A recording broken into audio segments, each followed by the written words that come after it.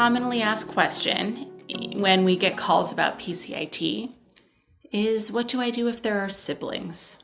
So my child is not the only child in our house. What do I do with siblings? Do they all need their own PCIT too? How does this get set up? What do I do? Can this help fix their relationships? So I have good news about all of those things. One part is that you actually only need to be doing PCIT with one child in your family for all of your children to benefit from PCIT. So I know that sounds confusing, but I'll explain and then you'll understand.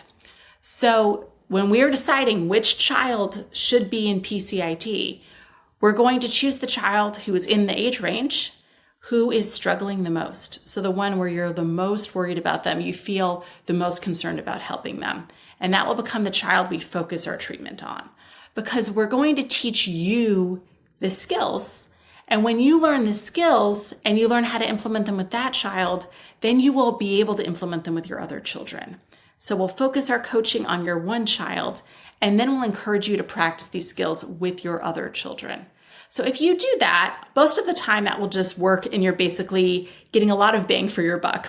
If one child's in PCIT, we're all in PCIT.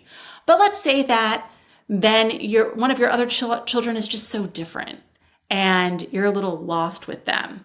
Well, that's fine. We'll have a session with them as well. We'll help you adapt your style to fit that child too. So one of the beautiful things about not working with insurance is that we have flexibility to provide treatment the way that we feel is best for you and the way that you most want to receive it. And so if that means that we take a break from one child and move on to another child for a little bit, that's totally fine. In the end, you'll have all of these skills that you need.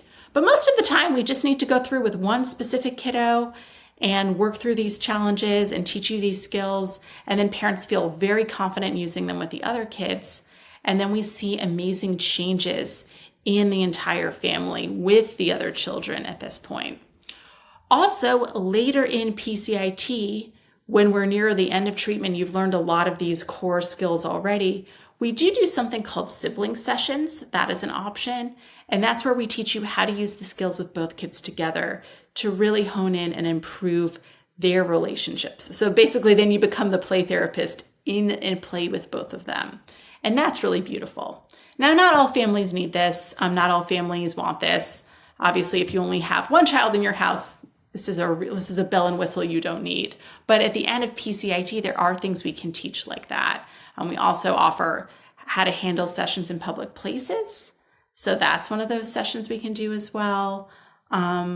What to do if your child's doing a repeated problematic behavior like hitting, how are we going to manage that? That's called house rules. So when you get to the end, then we can address some of those other things that might still be the issues that we haven't gotten to yet. But the goal is at the end of PCIT, we have the behavior problems are no longer happening. You are feeling confident and you know the skills so that you can go in and keep implementing what you have, and your behaviors and your relationship will continue to be positive.